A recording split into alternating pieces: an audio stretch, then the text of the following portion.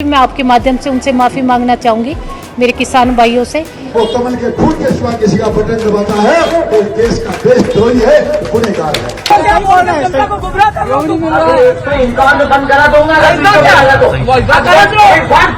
इनने सुख करण का गोली मारी, 22 साल का छोरा। बीजेपी सरकार ने, हरियाणा सरकार ने गोली मारी, क्यों मारी? एक सवाल है यूं।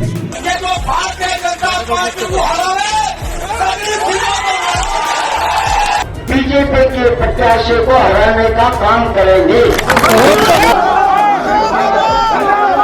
आप सभी को सुबह सुबह की प्यारी सी नमस्कार। मेरे राइट साइड में सरसों की खेती कट चुकी है, मेरे पीछे और लेफ्ट साइड में गेहूं की खेती है। ये भी हफ्ता 10 दिन में कट जाएगी। उसके बाद किसान पूरी तरीके से फ्री हो जाएंगे। अब जो भारतीय जनता पार्टियों का विरोध देखने को मिलता है वो तो थोड़ा बहुत समय मिल जाता है ना खेती से, उसी में हो रहा है। अब बिल्कुल फ्री हो जाएंगे तब भारतीय जनता पार्टी के नेताओं की गाँव में क्या हालत होती है वो खुद आप अंदाज़ा लगा सकते हैं। किसान आ रहे हैं, जिस तरीके से दिल्ली जाने के लिए इनको रोका गया, गोली चलाएगी, कंटीले तार लगाकर कीले गाड़ी गई, किसानों को शहीद किया गया, उसका बदला चुन चुन कर लेंगे, चुन चुन कर किसान लेने वाले हैं। तब तक कुछ और घटनाक्रमों पर हम नज़र दौड़ा लेते हैं। राम राज्य के बरेली में लेकर चलता हूँ। भाजपा प्रदेश अध्यक्ष हैं भूपेंद्र सिंह चौधरी। भाजपा कार्यकर्ताओं ने ही उनको बंधक बना लिया। जी हाँ, बंधक बना लिया, जमकर नारेबाजी की। आरोप क्या है कि बरेली के 8 बार के सांसद संतोष सिंह गंगवार की टिकट काटना और वहाँ के स्थानीय भाजपा मेयर उमेश सिंह के द्वारा कुर्मी समाज के ऊपर आपत्तिजनक टिप्पणी करना। तस्वीरें दिखाना चाहूँगा कि किस तरीके से जमकर नारेबाजी की भाई साहब। संतोष सिंह गंगवार जो मौजूदा सांसद है, उन्होंने मुश्किल से बीच बचाव किया और भूपेंद्र चौधरी को छुड़वाया, नहीं तो कार्यकर्ताओं ने गेट बंद कर दिया था, बंधक बना लिया, बोले नहीं जाने देंगे। जमकर नारेबाजी, भूत उतर गया मुंह का सारा। तस्वीरें दिखाना चाहूँगा कि किस तरीके से भूपेंद्र सिंह चौधरी भाजपा प्रदेश अध्यक्ष संतोष सिंह गंगवार के आवास पर पहुंचे और वहीं पर कार्यकर्ताओं ने उनको घेर लिया।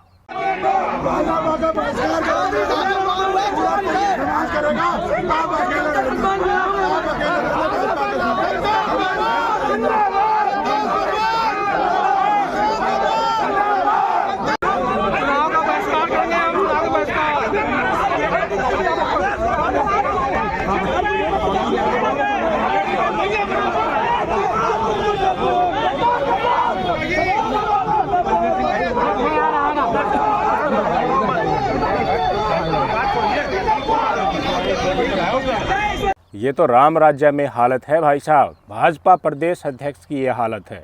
टिकट काट दिया, अब बता रहे हैं जिनको टिकट दिया गया है उनकी कैंसिल करके हो सकता है इनको फिर से दिया जाए। अनशन पर बैठ गए हैं भाजपा के कार्यकर्ता। ये तो निकल गए वहाँ से किसी तरह बीच बचाव करने के लिए, अनशन पर बैठ गए हैं कि उमेश सिंह ने कुर्मी समाज के ऊपर जो टिप्पणी की है वो क्यों की, हम उसका हिसाब मांगते हैं। ये सरेआम ये वीडियो दिखाती है कि भारतीय जनता पार्टी में अंतर्कलह किस हद तक पहुंच गई है। उत्तर हरियाणा के किसान बेल्ट में किसान ज़बरदस्त विरोध कर रहे हैं। तटिया भाग में और जहां जहां क्षत्रिय समाज, राजपूत समाज हैं, ये बहुत बड़ी संख्या में भारतीय जनता पार्टी के नेताओं द्वारा इस्तेमाल किए गए अपशब्दों के घूंट पीकर आंदोलन कर रहे हैं, प्रदर्शन कर रहे हैं, बड़ी बड़ी महापंचायत बुला रहे हैं। राजपूत समाज ने तो भाई साहब खुला ऐलान कर दिया कि जो भाजपाइयों को हराएगा हम उसका समर्थन करेंगे। राजस्थान से तस्वीरें भी आ गई।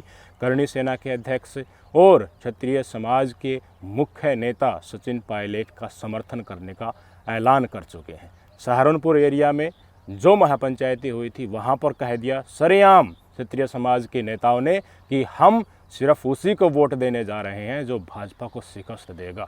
प्रस्ताव पारित किया जाता है कि सभी विधानसभा के क्षत्रिय एकजुट होकर के बीजेपी के प्रत्याशी को हराने का काम करेंगे। आपको गोवंद है ये जो भारतीय जनता पार्टी को हरावे। कई बड़ी संख्या में राजपूत समाज के, क्षत्रिय समाज के नेताओं के टिकट काट दिए गए। ये दिखाता क्या है? 8 बार के सांसद के टिकट काट दिए गए। ये क्या प्रदर्शित करता है? मुख्यमंत्री कुर्सियों के ऊपर बैठे हुए हैं, वो ऐसे बैठे हुए हैं अंगुली के इशारे पर जिनको नचाया जा सके। ये इशारा क्या करता है? इशारा करता है कि राजा जो कुर्सी पर बैठा है उसको अपना ही कद ऊंचा चाहिए।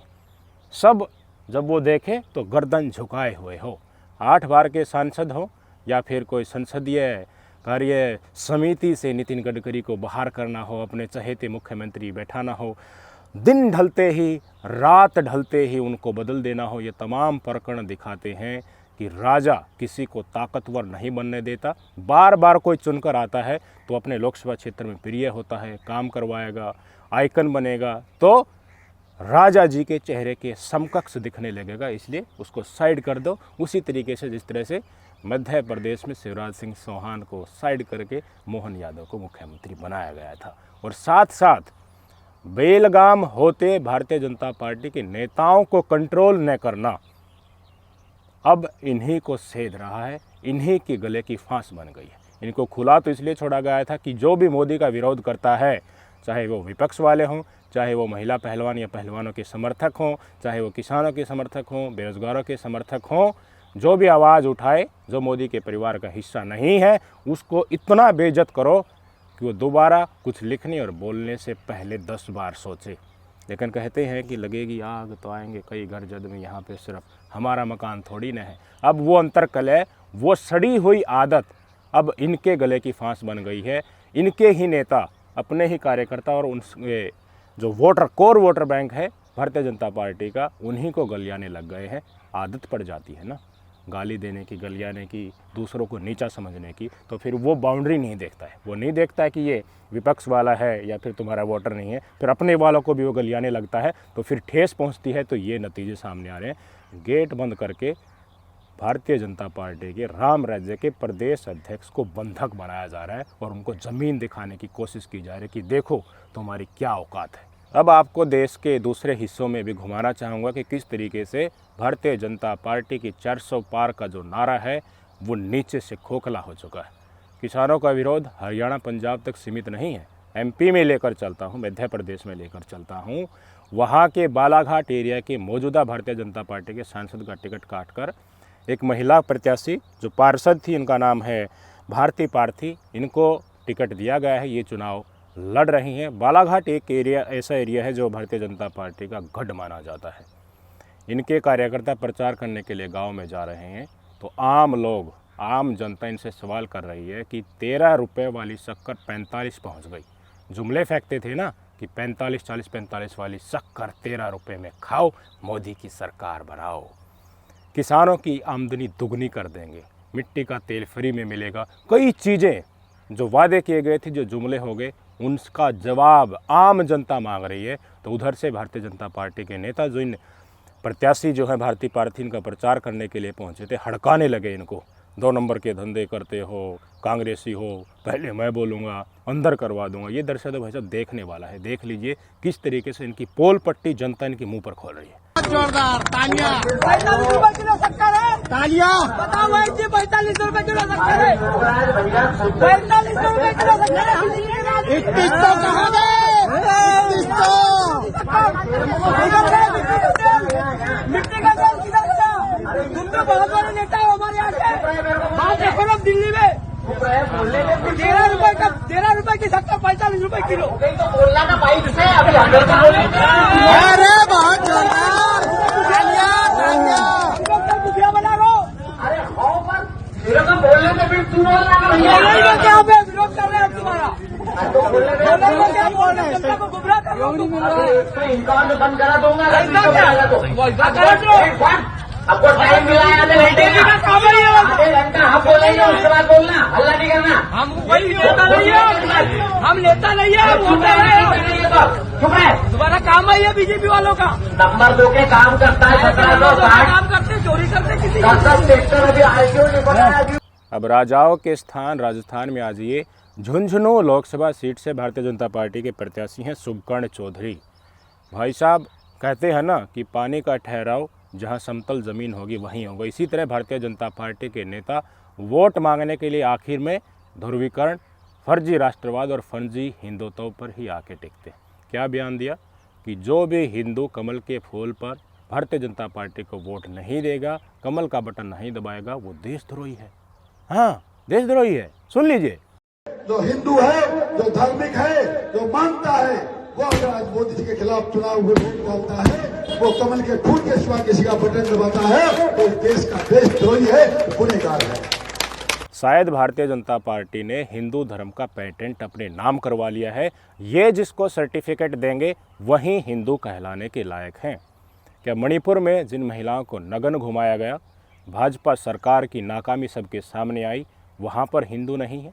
क्या महिला पहलवानों को कुचला गया जूतों के नीचे, सुप्रीम कोर्ट में जाने के बाद FIR दर्ज हुई? नहीं तो FIR भी नहीं हो रही थी।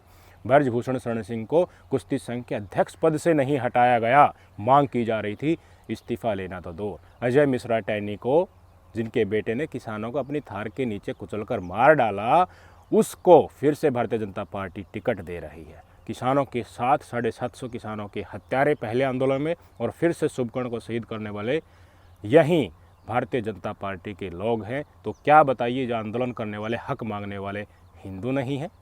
और इनको वोट वो किस एंगल से दे देंगे? यानी कि इनके लठ भी सहे, ये कहेंगे उसी हालत में आप रहो। बेरोजगारी चरम सीमा पर है, महंगाई ने कमर तोड़ रखी है, शिक्षा स्वास्थ्य नाम मात्र का काम चल रहा है। बस भाई साहब, इतनी बुरी हालत है, लोग मर गए कोरोना में, लाइन में लग गए नोटबंदी के, कुछ नहीं मिला, सहते रहे, अच्छे दिनों की आस लगाते रहे, लेकिन ठेंगा मिला। तब कह रहे हैं भाजपा को वोट नहीं दोगे तो तुम देशद्रोही हो। पेटेंट ले लिया है, अपने आप को ही बता रहे हैं कि हम हैं सर्टिफिकेट देने वाले, हम कहेंगे वही हैं हिंदू का असल रक्षक। इनको ज़मीन दिखानी चाहिए। किसान नेता राकेश टिकैत ने कुछ दिन पहले कहा था ना कि देश में 2 तरह के हिंदू हैं, एक नागप्रिय हिंदू, एक असली वाले हिंदू। ये वो नागप्रिय हिंदू हैं, लेकिन असल देशभक्त तो वही होता है जो हर समाज का, हर धर्म का, हर जाति का सम्मान करता है और देश के लिए कुछ भी कर गुजरने का जज्बा रखता है। इनकी बातों पर ध्यान देने की ज़रूरत नहीं है। आपके अंदर जो हिंदुत्व है, वो सनातन की शिक्षाएं अगर आपने अच्छे से समझी होंगी, पढ़ी होंगी, तो वो कहीं ये नहीं सिखाता कि कहाँ वोट देने से आप हिंदू बनेंगे और कहाँ देने से नॉन हिंदू बन जाएंगे। सेकुलरिज्म का कंसेप्ट सनातन धर्म की शिक्षाओं में शामिल है, सबका सम्मान करना होता है।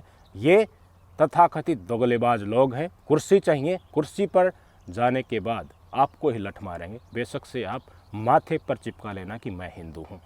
अब आपको दिखाना चाहता हूँ बिल्कुल बेबाकी भरा दृश्य, जिसको देखने के बाद आपके मन में भी थोड़ी सी उमंग उठेगी कि हमारे बीच में कोई बीजेपी का प्रत्याशी वोट मांगने के लिए पहुँचता है तो हम भी ऐसी ही निश्चिंतता के साथ उनसे सवाल पूछेंगे। बीजेपी का नेता वोट मांगने के लिए आया चौपाड़ में, किसान आ गए, माइक पकड़ा कि हमें दो ये माइक, हम पूछते हैं सवाल। एक एक सवाल पूछा, लिस्ट बनाकर लाए थे। शुभकर्ण सिंह को गोली क्यों मारी? अजय मिश्रा टैनी को दोबारा टिकट क्यों दी? जो लखीमपुर खीरी में षड्यंत्र जो रचा गया था, जिसके बेटे ने थार से किसानों को कुचला था, फिर से उसको भाजपा ने टिकट क्यों दिया? MSP का जो वादा किया गया था उसका क्या हुआ? किसानों को दिल्ली जाने से क्यों रोका जा रहा है? चौपाड़ के बीच में खड़ा करके तुम ये यहाँ पर खड़े रहो, हम सवाल पूछेंगे। ये दम है, ये आत्मबल है इस देश के किसानों में। सुन लीजिए, आप में भी डेफिनेटली जिज्ञासा होने वाली है। इनने शुभकर्ण का गोली मारी, 22 साल का छोरा। बीजेपी सरकार ने, हरियाणा सरकार ने गोली मारी, क्यों मारी? एक सवाल है यू। दूसरा, MSP गारंटी कानून मोदी साहब ने, जब मनमोहन की सरकार थी, खुद आकर सिफारिश कर दी कि MSP सीटों पुलिस के हिसाब से दी जाएगी, उसका क्यों है? अगला नंबर, लखीमपुर खीरी के जो हमारे साथी अजय मिश्रा टैनी ने मारे थे, उसके लड़के ने मारे थे, उस आदमी को दोबारा से भाजपा ने टिकट दे दिया है। क्या ये गुंडे, बलात्कारी और हत्यारे, इनको यूं ही हमारे सर पे बैठा के रखा जाएगा? किसानों का आप कह देता बीमारी का है जी, रणजीत चौटाला, उन बताइए कौन सी बीमारी है तो विषय देगी। किसानों के रास्ते क्यों रोक रखे भाई? जब दिल्ली मान का अधिकार नहीं है। अब तक तो भारतीय जनता पार्टी के नेता किसानों को तथाकथित किसान, नकली किसान, खालिस्तानी, आतंकवादी, मवाली, नकली किसान, बीमारी, पता नहीं कैसे कैसे शब्दों से नवाज रहे थे। अब इनकी हेकड़ी निकलने लगी। इनको ज़मीन किसानों ने दिखा दी है कि तुम्हारी असल औकात क्या है। गांव में घुसने नहीं दे रहे, घुस रहे हैं तो ऐसी बेइज्जती की जा रही है कि मुंह का पूरा भूत उतर जा रहा है। अब भारतीय जनता पार्टी के नेताओं ने कहना शुरू कर दिया कि ऐसे विरोध नहीं करना चाहिए, आपको अपनी बात रखनी है तो रख दो, लेकिन विरोध मत करो। इनकी सहयोगी पार्टी है हरियाणा में जननायक जनता पार्टी, जिन्होंने बीजेपी के साथ गठबंधन बना रखा था, उसके बलबूते सरकार चल रही थी। उन्हीं के कार्यकाल में पहले वाला किसान आंदोलन हुआ, 750 से ज़्यादा किसान मारे गए, और अब शुभकर्ण सिंह को गोली मारकर शहीद किया गया। दूसरे किसान की भी मौत के घाट उतारे जा चुके हैं। अब ये माफीवीर बनकर कह रहे हैं कि अपनों से ही गलती होती है, अपनों से ही गलती होती है, कुछ गिला शिकवा है तो बैठकर बात कर लेंगे, हमारा विरोध मत करो। आपस में हो जाता है, कुछ हो जाता है, कितना कुछ हो गया। अब इनको ज़मीन दिख रही है, वोट चाहिए, कुर्सी चाहिए, तो ये माफीवीर बन रहे। इन गद्दारों को इस देश की जनता को कभी नहीं भूलना चाहिए। सालों तक, सदियों तक, पीढ़ियों तक याद रखना चाहिए कि इनकी सरकार थी, उसी समय पर किसानों को शहीद किया जा रहा था, भूलना नहीं है।